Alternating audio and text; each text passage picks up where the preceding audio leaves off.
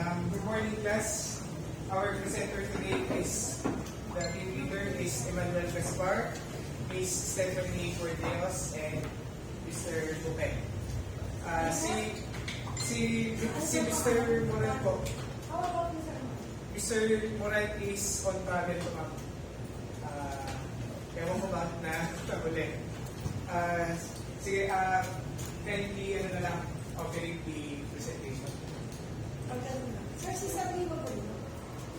Kung okay mo, Tawagin mo na lang si Ma'am Dali. sige. Sige po, pakinggan nyo na. Pagka-ano? Ma'am, huwag nyo na silang alangan na. Tanongin na. Kinakabahan sila eh. Hindi yung, ma'am, yung medyo madidiwang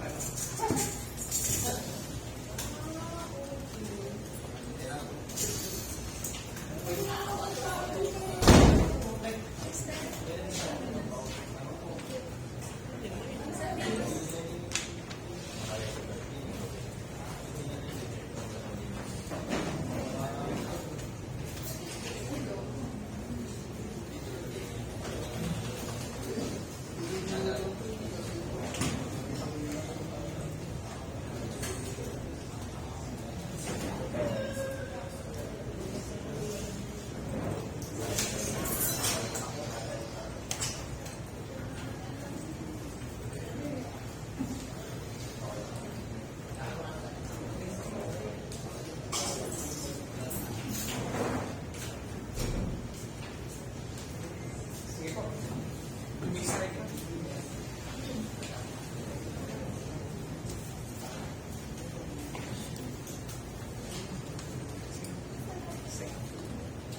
A payroll management system is a software solution designed to automate and streamline the process of paying employees, calculating wages, managing deductions, and ensuring compliance with their tax regulations. But before we begin, let me introduce us first. I am Emmanuel Gaspar. I'm the project leader.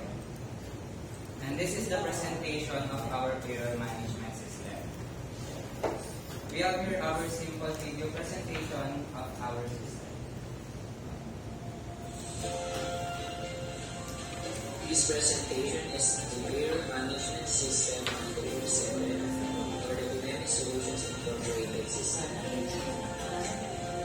This system includes the employee info and their respective departments, pronounce regular attendance, and the overtime of their work. Additionally, you can also calculate the amounts of their salaries, calculate the total of their government contributions, their deductions, and the total of their salaries. Furthermore, you can print out their respective payroll slips.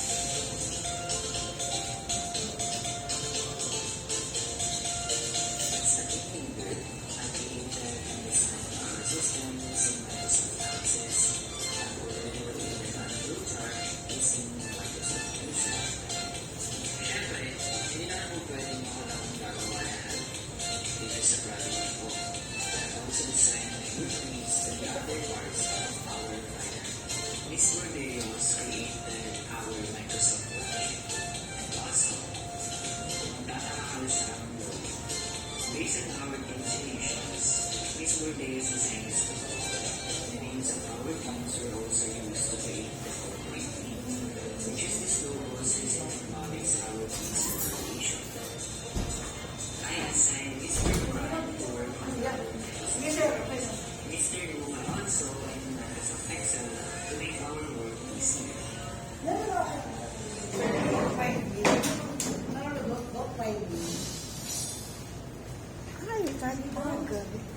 A payroll management system efficiently handles tasks such as salary calculations, overtime, bonuses, and tax calculation, reducing the risk of error and saving time.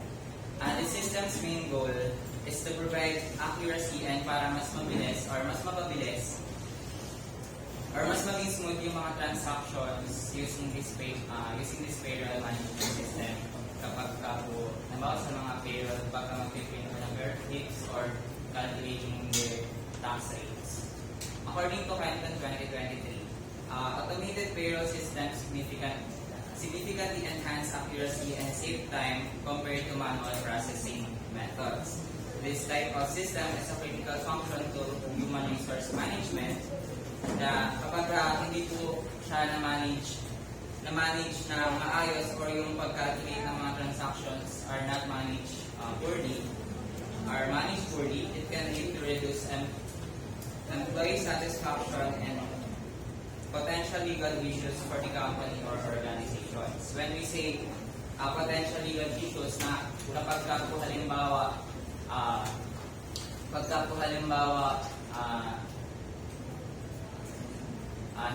nanghingi po ng yung employee niya ng ng kanyang pong payroll slip and hindi niyo siya na manage ng maayos, it can lead to misunderstanding na bakit hindi mo maibigay yung ganitong type ng payroll slips. Well-designed payroll management system addresses these challenges that other companies faces. Significance of this that payroll management system has become necessary in today's company's environment since it makes it easier to pay employees on time and accurately, comply with regulatory requirements and reduce administrative burdens. So basically, it enhances employees' satisfactions by ensuring timely and accurate payments, fostering trust within the workforce. Overall, it streamlines payroll process, making them more scalable and aligned with the business growth.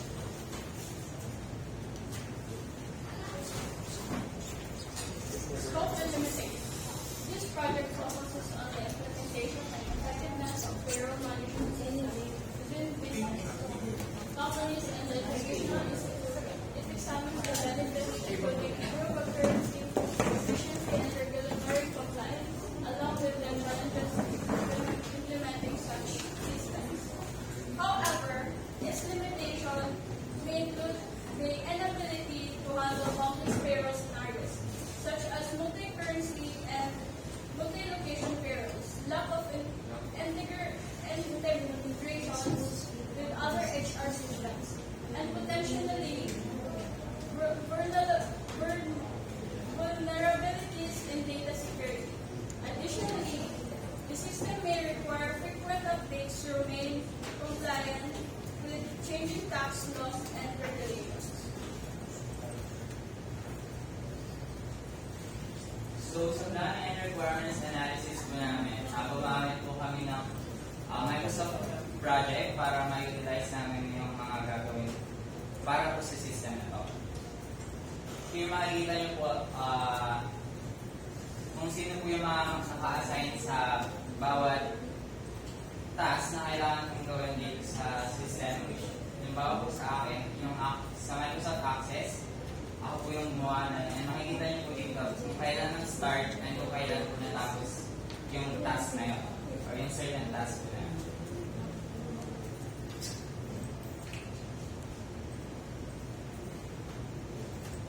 Objective. So our objective in this payroll management system is automate the streamlined process of calculating, distributing, and managing employee salaries, benefits, deductions, and taxes. It ensures accuracy, compliance with legal regulations, and reduces the risk of errors, while also improving efficiency and saving time. Key activities. So, identify stakeholders. Sila po yung makaka-access lang ng automate namin sa payroll management, which is HR personnel, payroll administrators, employees, and management. So our goals in this automate is to calculate management employees records, track attendance, and generate payroll statements. So those are one of our goals in this automate. So the key activities scope, the system will include functionalities for managing employee data, processing payroll, calculating deductions,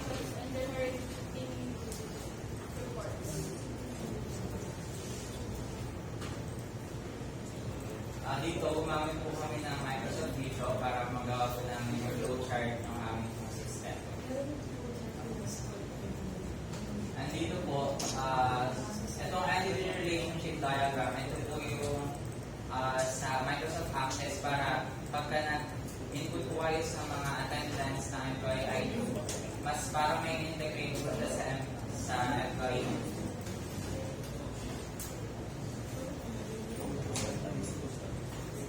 Dito na po yung example na ginawa ng system. Dito po kayo maglalagi at saka po meron po siyang data security. Meron po yung isa prototype, no? Meron po. Ayun na po tinignan natin. Pwede, oo. Pwede nang dapat ang technique, hindi niya explain mo na yung Okay na. step, no? Pwede yun na para makita natin. Nasaan ba siya dito? Nagagamit ko yung prototype. no? Para may...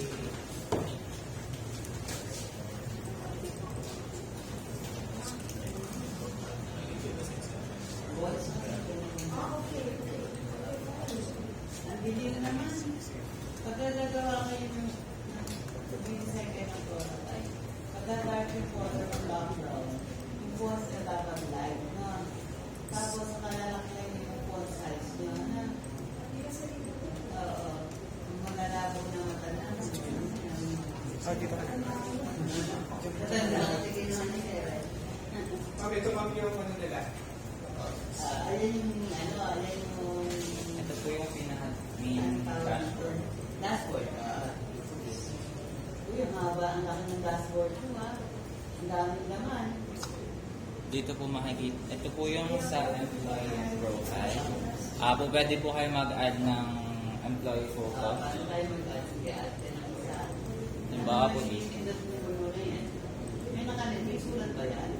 Ito po. Oo. Attachment for po siya. Parang pagka dinouble click niyo po, pwede po kayong mag Okay. So, lalagay ko siya ng caption. Ano, para alam mo yung gagamit. Tapos po pwede rin po kayo mag-add ng data. Ito ang admin. Okay. Nari po sila.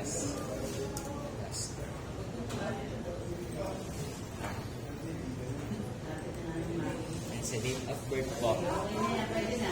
Kahit yung pangalan lang. First name, last name. So, ay mamin po yung sinunod po na binigay ko sa Okay.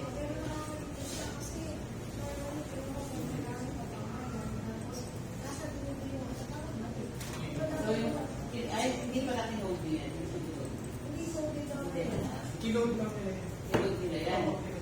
Kinode nila yan. So, kinode nyo talaga Balik, ang... pinrovide ko lang kami yung mga tables. Yes, pero the Microsoft Access hindi siya nag-code. Automatically, the system itself, the database, ay ano na siya. Pwede mo na siya gamitin agad. Pero yan, ang paggawa lang sa dashboard ko. Yes, I'm teaching them. Kinode naman yan. Sige, sige.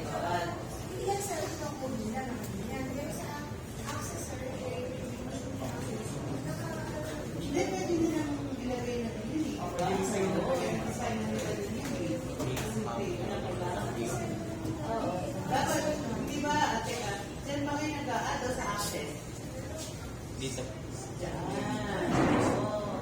Pero access ang ginamit ninyo. So, dapat ang ginagawa ninyo is sa access kayo gagawa. Pag sa access kayo gagawa, tapos titignan natin, mapupunta ba siya sa dashboard mo. Kasi ang manual yan eh, di ba ilalagay natin pangalan, tapos titignan natin yung database niya, ano yung pangalan? Pero, nakalink siya dapat sa access, di ba? So, dapat sa access kayo nilalagay ng pangalan, tapos nakukuhanin ng dashboard ko yung nasa access. Sabay mong access po yan. Oo nga, kaya kasi di ba dyan nag-add siya. So, dapat hindi siya din nag-add, dapat sa access. Tapos, pag i-renew natin yung employee's profile, makikita natin doon, nasa dulo, yung nasa doon, nasa ibabaw, yung ini-add natin ng employee sa access. Pwede gawin ka kasi nasa access to database mo. You have to put all the data first.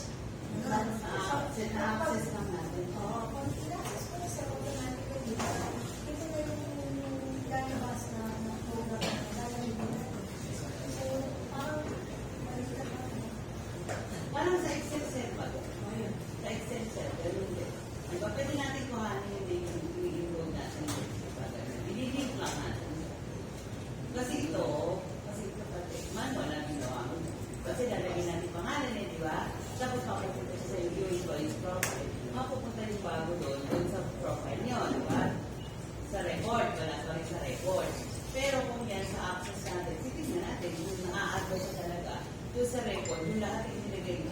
Balik lang dyan, ma'am. Nakikita, ma'am.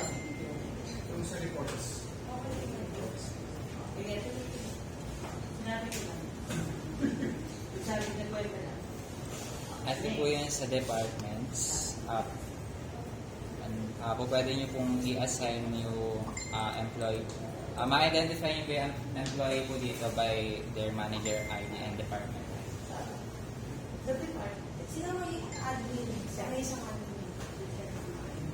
Kaming dalawa, ma'am, system admin, saka yung user. Nagagamit ng May admin payroll. Sir, kasi ano yung admin na? Tapos yung pinaka-may admin, yung bibigay siya ng mag-a-assign siya sa employee o sino man, yung pwede yung access, pero may main admin siya.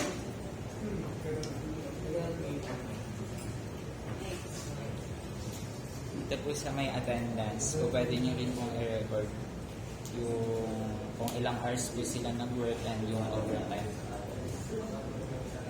And po pwede rin po kayo mag-add and delete. Automatic gamit. Automatic. So, paano yung pagbatay na anong gamit niya? Kayo may alam ko na, ma'am. So, Ano ba? Naglalagay lang sila. Yes, ma'am. Sige. Malala ko kasabi. Pag hindi na yun, ma'am. Wala ko makasabi. Dati ba ganyan, data lang may papasok? Oo, ganun na. Yes, ma'am. It's only the data. Dito po sa may tax,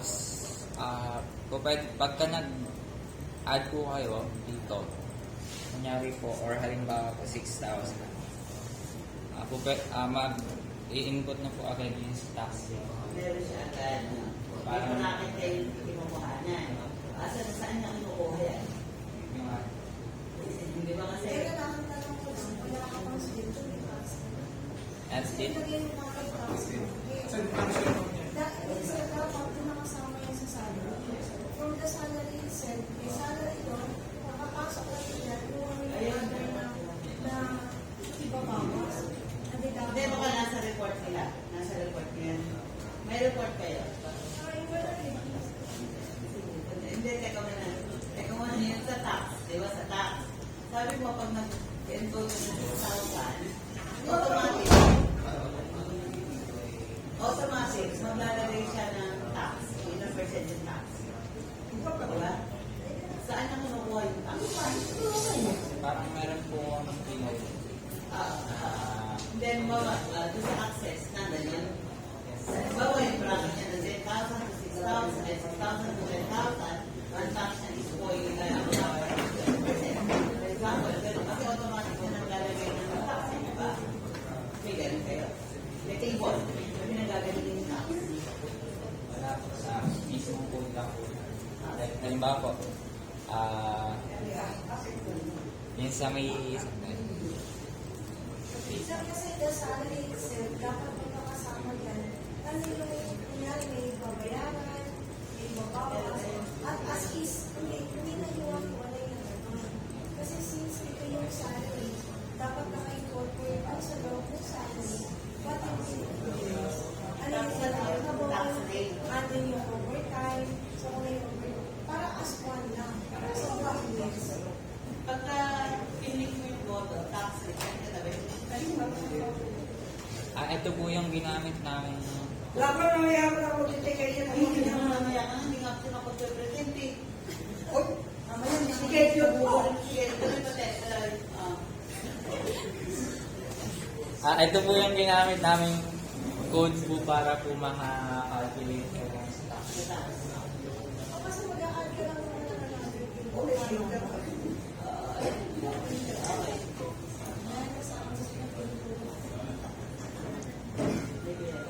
Magkakapiling ako. Mahapon na lang kayo. Di ba may ano, may ROH ka. May ROH ka, tax rate, Rate kasi start sa computation. Paano yung nakalagay? Ito po. Calculate. Calculate. Calculate lang. Kaya hindi mo kasama. Ano yung sunod? Hindi mo yung ROH na yan. O, saan yung makasama?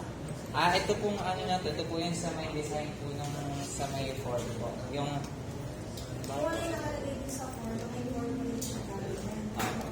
Ayan. Clickable siya.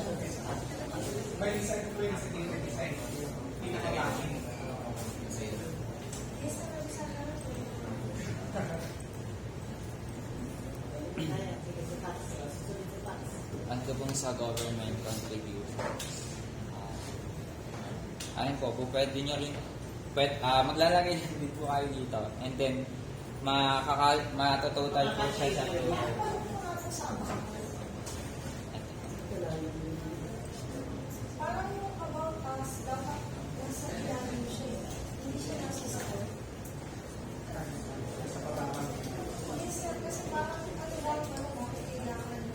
Diba normally, kung ilalagay tayo ng voter ng ano, ito tayo sa ano eh.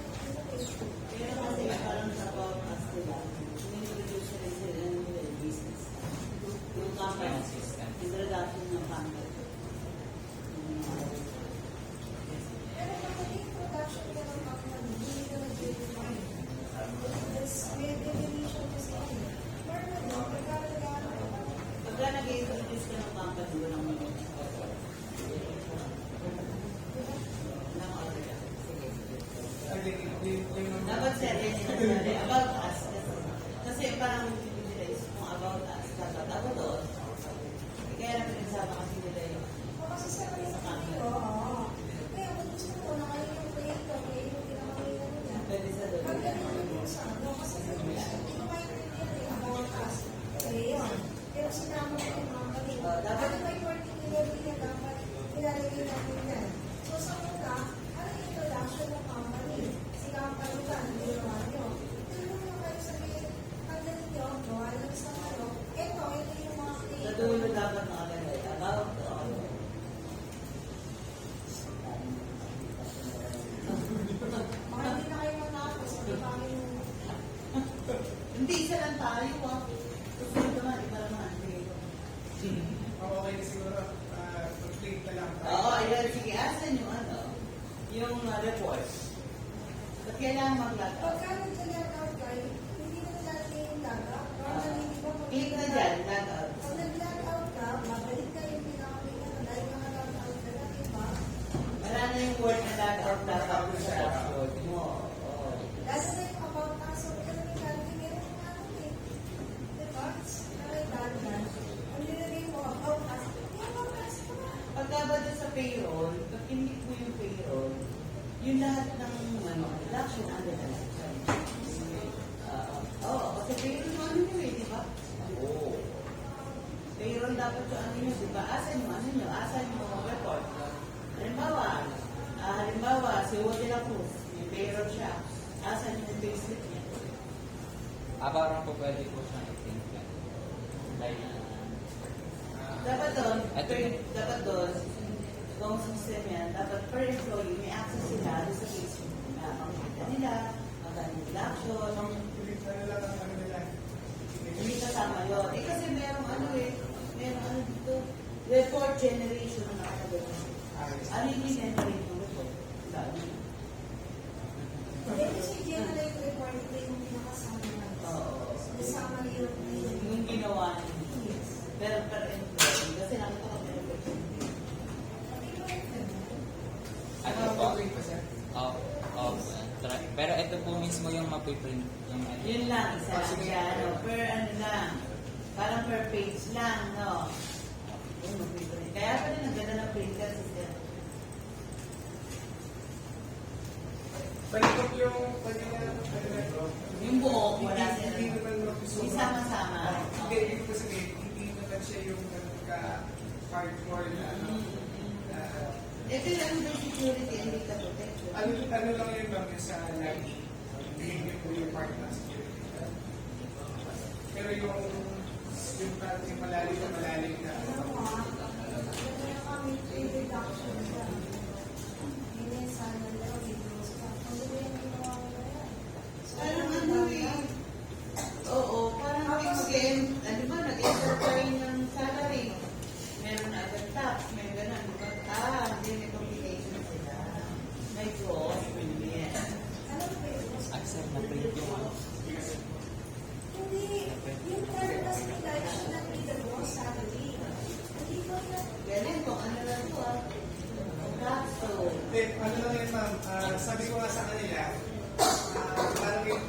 background training sila sa mga pagka-capstone. Ito naman, ano na, Ilan lang ang payroll Ah, sa employer. Pagkagagamit kayo ng phone, pagkagagamit kayo ng phone, huwag i-navigable. Tignan nyo, i-navigable. Saka dapat na tayo mag-represent kayo. Mag-represent kayo ng title. Dapat mga 40 and above yung font size. Tapos yung mga text, dapat mga 24, 28, gano'n ang font. Huwag yung pipili ng mga slides. No? Hindi naman natin bibili yan eh. Gagamitan nyo lang. Kasi kung minsan, tatlong lines na lang, C62 ba doon sa previous slide? Hindi na mababasa. Ang mali dito, the currency should not be as sign of dollar. And then Dollar ang pasweldo. Okay. Dollar ang pasweldo nga. Bakit Okay. Titignan nyo. Hindi na-check. So, payroll ID should be the employee ID. So, wala nang po yun. Isa lang po ito. Employee ID lang po ilalagay natin. Pay date should be, nasa top po siya. Huwag niyo doblehin. Dadaan yung payroll sa employee ID. Sila yung employee ID na. Hindi na po tayo maglalagay ng ano. Kung may period po tayo, pwede maglagay ng kung tayo nila ng bago ganito. O hindi na po may start may hindi po tayo naglalagay ng Nakakatuwa naman po. Nakakatuwa.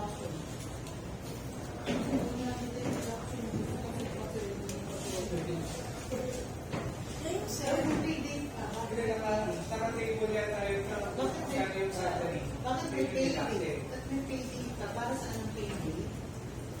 Kailan sa Kasi February? kasi sweldo eh. sir, hindi po tayo nag-close. Ginagamin lang po ang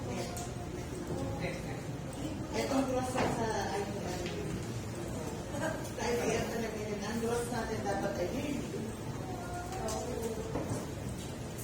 Ayan, naka-record naman yung ano, mga Buti yung teaching. recommendations. Pag nag-teaching kayo, yung habang nagbibilan, kasalita. Lalakasan yung salita na ano background music. No? Para mas malinaw. Marami pa kayong dadaan ng teaching. Tapos, pag mag-teach kayo, lakasan yung boses, tinawag yung salita. ilan please. Tapos yung background If you mo, have yung ating ano ba ang use ng PowerPoint presentation? If you have the presentation, please do not read. Okay? Kung may magbasa kasi ito ako pwede nga nilay. The sole purpose of the presentation is for the audience. Hindi po kayo. Dapat kung mag-present po kayo, you should know ano yung pinag-present ko. Bawat is being presented, please avoid looking at your notes. Kasi dapat pinakain nyo po kung ano yung pinag-present nyo. Hindi po kasi pwede nyo. And then, if you have these slides, ano yung pinag-present, huwag na po yung sabihin nyo kasi it is understood. Papaliwanag nyo na lang. You need to explain ano ba. Tapos, nung mag-pitch ka, nasa part of us, dahil, ano yung sir ba? Ay, no, parang pinagpapita lang ko namin yung papel. Yes, di ba? Ganun kasi sa teaching. Ano ang ginagawa nyo? Pero, susunod yung mga pagagawa kayo, huwag yung sa na, It's more of sa last time, pero wag sa formal. Na, Mas huwag lang sa kwarto ba? Professor. Sir, if you will be presenting this one, kunyari, IT expert na kayo, you will be presenting the database, bibenta nyo. Sa palagay mo, bibenta ba yan? bibenta ba? Ano kayo binibenta kayo ba? Kaya, Dapat ang pagkaliwanag dito, ano ba yung sa company? Kung paano nyo ibebenta yung payroll system. it should be clear kasi nagsasalita ka lang yung Kahit na sarili mo lang hindi siya malinaw. Ano yung literal, ano yung literal. Tatapat pa sa amin. Ano lang, documentation. Documentation, mag